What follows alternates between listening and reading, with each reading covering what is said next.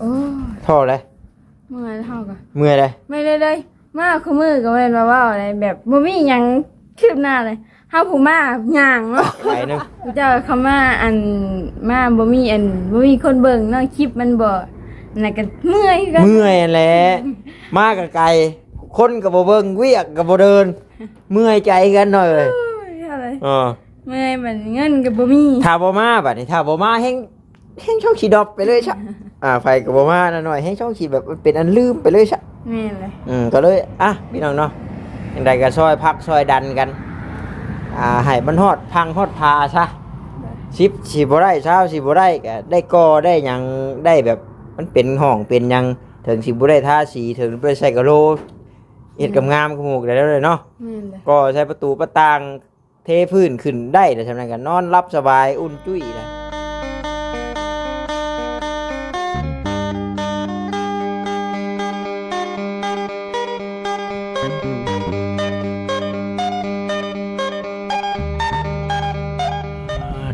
มาแล้วพี่น้องมาแล้วผู้ย่างเทลี่มาเลยอุ้ยเนาะหน้ากำดำเขียว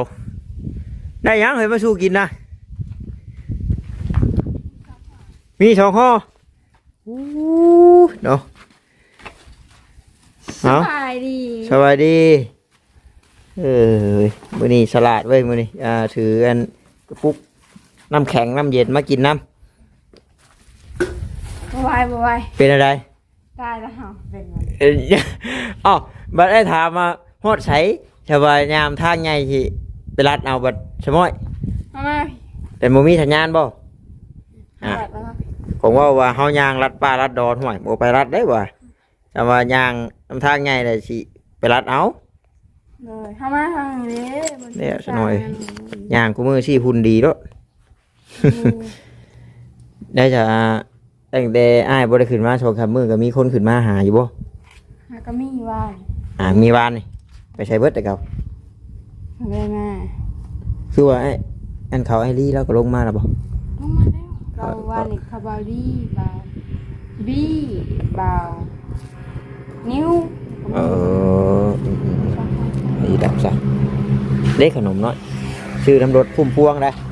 กับไข่ลูกกันแล้วค่ะยันว่าโบก้ากินได้ทำมอบได้มอบกัน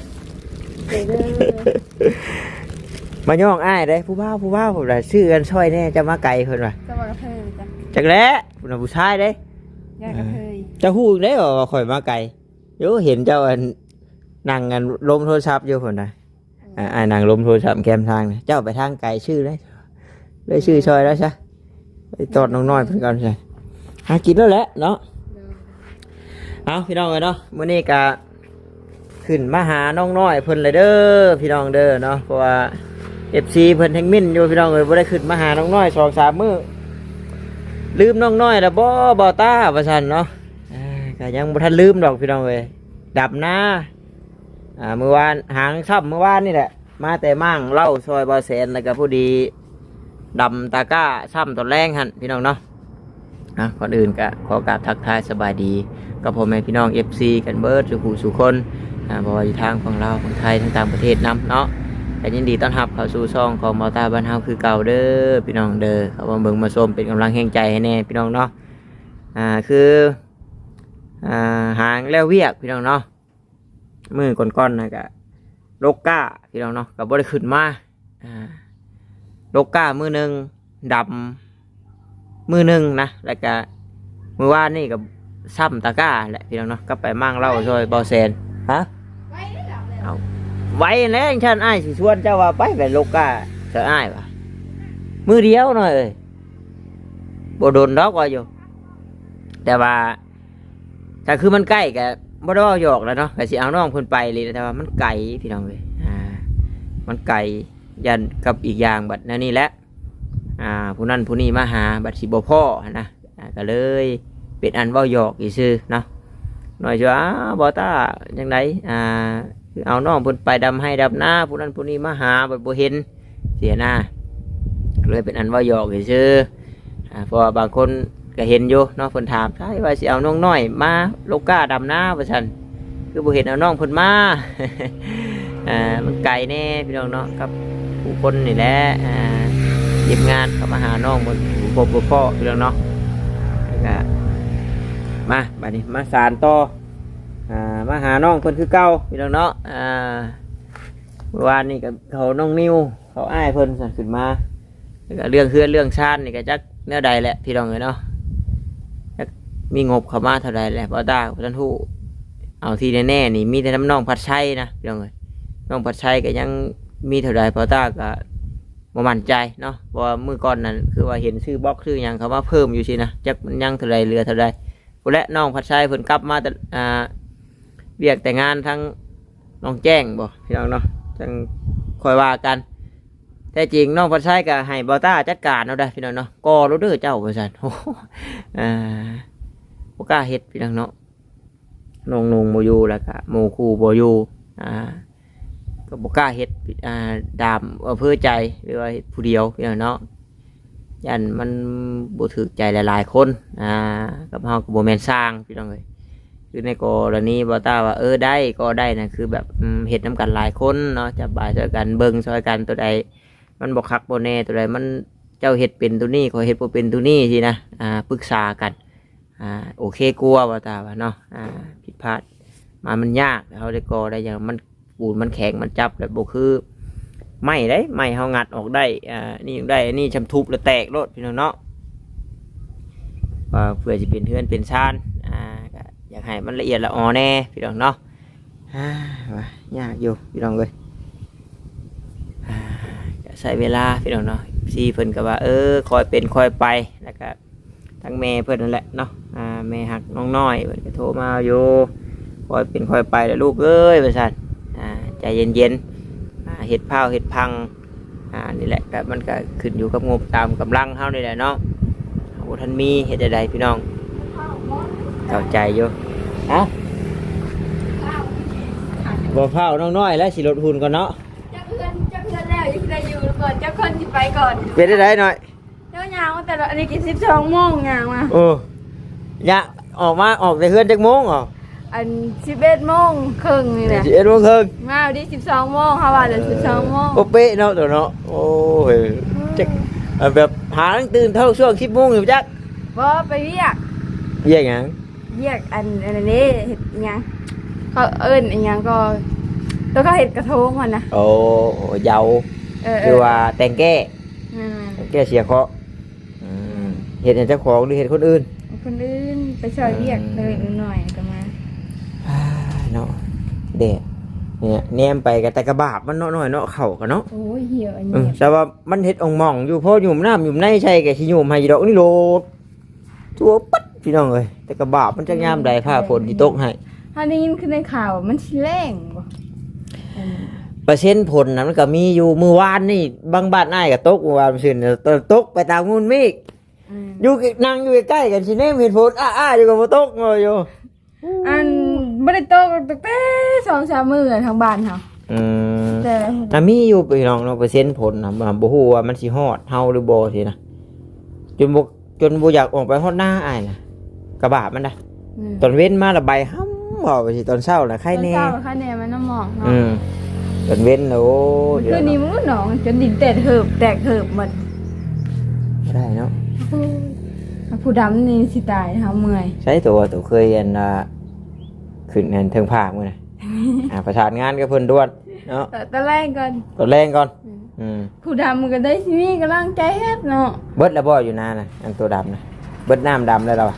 น้ำให้เดียวน้อยๆโทอันมื้อนั้นเราบ่ได้มีน้ำมันแรงนะพี่น้องเนาะมันฝนบ่ตกนะ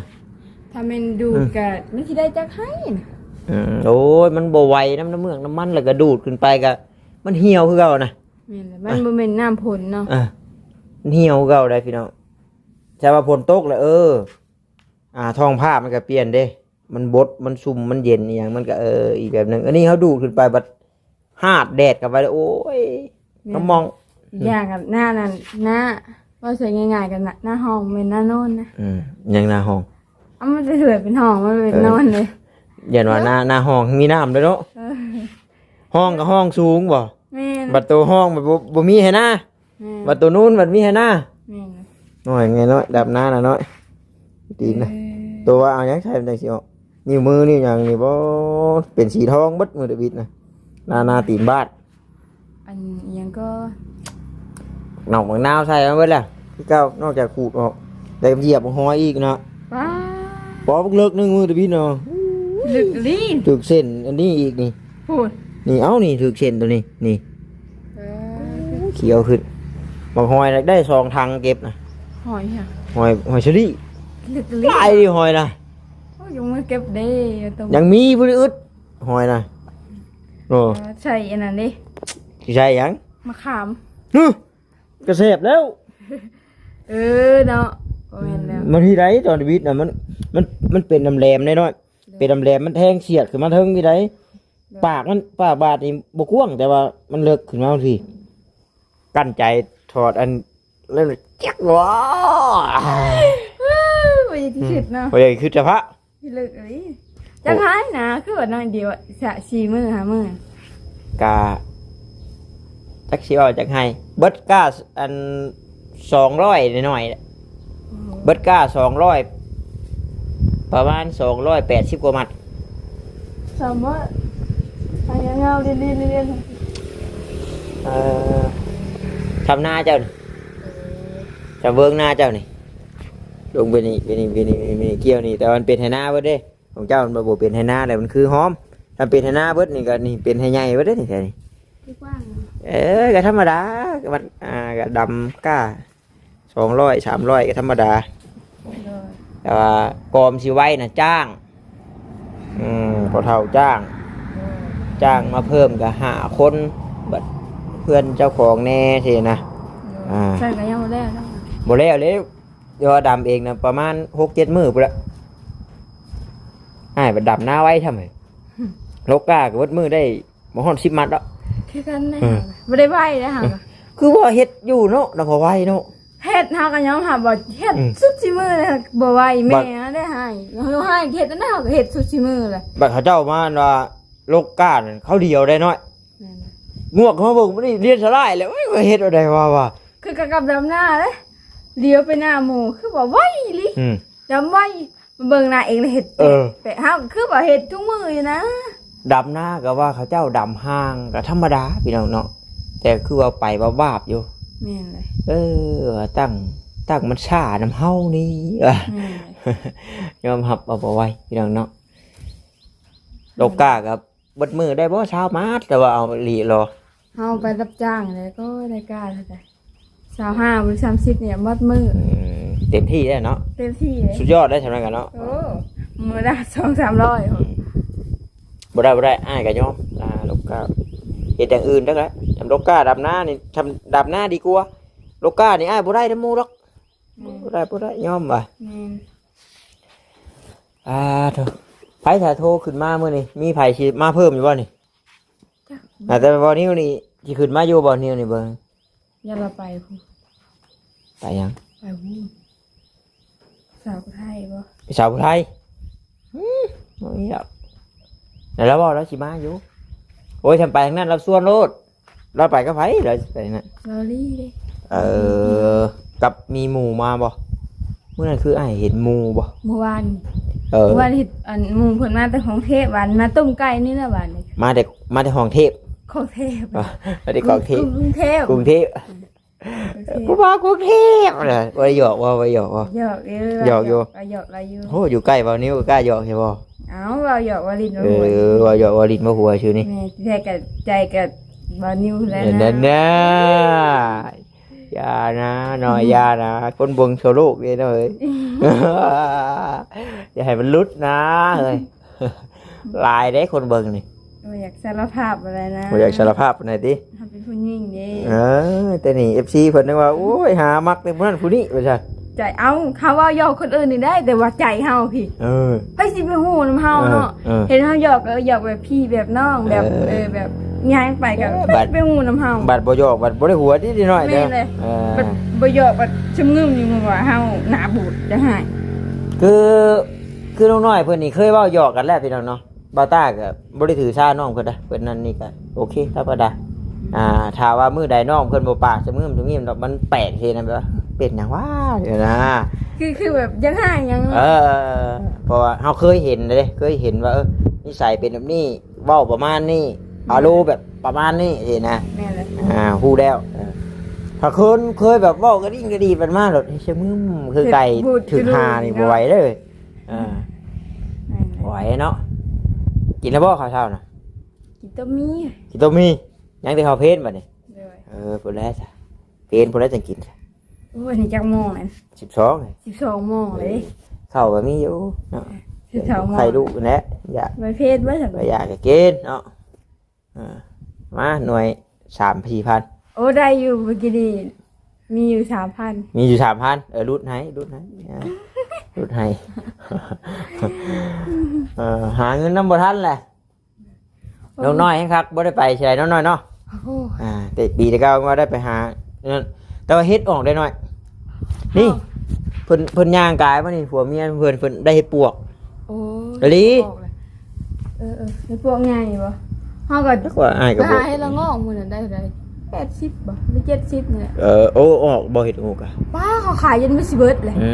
มื้อนั้นเจ้าบ่มามื้อนั้นก็ ถ้าแม่ได้อยู่ลำนาน่ะนะอ้ายบ่ได้สร้างไปหาแล้วก็น้ำแคมดอนน้าอ้ายมื้อน่ะหลานเอาเฮ็ดปวกได้2ชาบมันออกได้ อีเมกับบ่าวต้าบ่มาบ่บ่เฮ็ดพวกเพิ่นได้หลายเติบอยู่แล้ว นั่นนี่แหละสาเหตุที่ฝนบ่ตกอ้ายว่าพูนยันเฮ็ดเน่าพุ่นอันนี้ได้ปราบได้ที่ว่าเฮ็ดยังออกนี่บ่ตกได้ถ้าฝนตกแล้วมันเฮ็ดสิเปื่อยเฮ็ดสิเน่าไว้เด้ แม่น ถ้า ถ้าว่ายังดนอยู่ดอกเฮ็ดเฮ็ดปวกหาก็ออกเลยเฮ็ดแล้วก็เริ่มยานี่เบิ่ง เห็นแล้วออกมาตอนนี้แล้วก็ผัวแล้วนี่ย่างออกมานี่แต่ว่าพออ้อเราอ่ะน่ะบ่ได้สร้างช่องเบิ่งกระตาแล้ว มาเท่านี้ดู กระบาบเข้าให้นี่แหละพี่น้องเนาะมันแกนนะเป็นดินแกนให้อื่นนั้นเป็นดินชายยังกับใครแน่นี่ให้นี่โอ้ดินแกนเลย บ่ได้กินก็จะแดงขยุ่ย ได้กินอยู่มันก็พอซำนี้แหละมันก็ได้ทนแดดทนฝนไปสิเด้อ ถ้าเฮ็ดก็เพชมีกำลังใจเฮ็ดเนาะให้เรียก ก็เมียชวนออกไปเฮ้ยไปเบิ่งเขาโอ้ว่ะ เรียบไปทางโน้นเฮ็ดขยันอยู่เรียบไปทางนี้ก็กู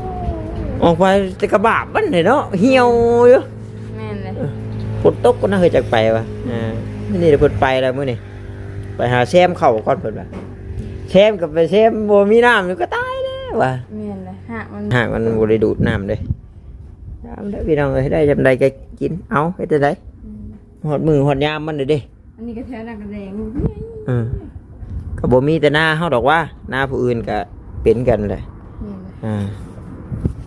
มีแต่หน้าเฮาดอกจังได๋ซะอันบ่ได้มีผู้ใดมาแจ้งข่าวดีเพิ่มบ่น้อย บ่ เอามาแจ้งโอ้ยเนาะ บ่มีเลยหายเลยโอ้ ท้อเลย เมื่อยเฮาก็ เมื่อยเลย ไม่ได้มาคือมือก็แม่นว่าอะไรแบบบ่มีหยังคืบหน้าเลยเฮาผู้มาย่างเนาะแล้วได้มีกำลังใจเพื่อถ่ายคลิป ใจออกเลย โอ้ ชูๆให้ชูๆ เดี๋ยวมันเมื่อยชูแล้วเฮ้ยแต่ก่อนยังว่ามีมาแน่เล็กๆน้อย ตื่นเต้นเพราะได้รุ่นแน่ติ แม่นพอได้รุ่นอันนี้มื้อละเดี๋ยววิอยู่ ได้ใช่เนาะพูดแล้วฉันแบบรุ่นก็พากันเข้าไปป่าชะเฮ็ดชาหอนพูดแล้วพอได้รุ่นโพนั่นโพนี่เนาะเมื่อยแล้ว ได้รุ่นดีแล้วว่าซั่นเฮ้ยโพนได้สิพ่อเลยก็เข้าใจน้องเพิ่นโยพี่น้องเนาะกับบ่ติน้องเพิ่นผู้มากับเมื่อยคือกันผู้คือน้องน้อยก็บ่แม่นว่าหยังดอกก็คือเราก็รุ่นคือกันนะพี่น้องเนาะว่ามันได้แล้วใดนะบัดนี้ในการไปการมาน้องเพิ่นว่าแต่ก็อดเอาแล้วชุบอ้ายกับแม่งบักไก่นึง ผู้เจ้าคำว่ามาบ่มีคนเบิ่งเนาะคลิปมันบ่นั่นก็เมื่อยกัน เมื่อยแหละมากับไก่คนก็บ่เบิ่งเวียกก็บ่เดินเมื่อยใจกันหน่อยเลย อะไร เ เมื่อยบัดเงินก็บ่มี ถ้าบ่มาบัดนี้ถ้าบ่มาแฮงช่องขี้ดอกไปเลยชะ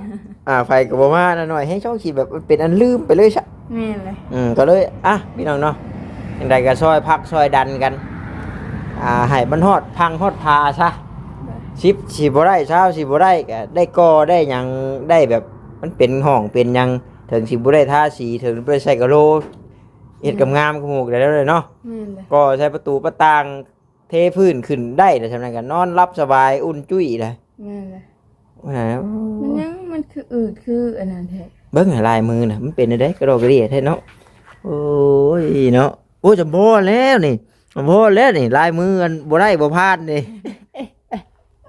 เธอใช้ตั้งบ่อันน่ะบ่ถึงทีบ่จักไง ว่ะเดี๋ยวมันจังอืดอัดเลยเนาะมื้อหน้าจัง FC เพิ่นยังเว้าอยู่ให้น้องน้อยจุดธูปแน่ว่าซั่นบ่ตาก็จุดเรื่อยแล้วมันบ่เป๊ะเลยกระจายออกคือกันได้เว้ยแม่นเลยเพิ่นยังว่าอยู่ขออีกเด้อว่าซั่นเพิ่นว่าโพสต์นั่นแม่นว่าซั่นเอะไรจูดเรื่อยจูดเรื่องหลายก็มัน